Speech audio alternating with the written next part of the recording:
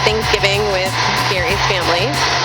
But there were some storms in the way, so we decided that we needed to stay home. And we thought we would fly and have Thanksgiving dinner in the sky. Here is our Thanksgiving dinner.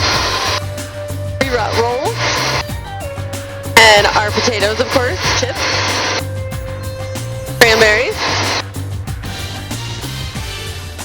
Our turkey. Napkins, of course. He's really messy. Oh, nice. Beverages and paper plates. We are going to enjoy our Thanksgiving dinner in the air. No, keep back out. Landing light is on. Creek traffic's over Lancair and short final for 2-4. Creek traffic. Looking for 100 knots. We have mixture on the fullest tank.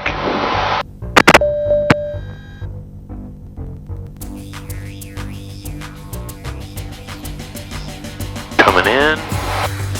All looks good. Bring the power out now. Wave to Bill and Peggy. Yes, hey Bill, Peggy. Alright, let's flare this out. A little bit different with dress shoes on.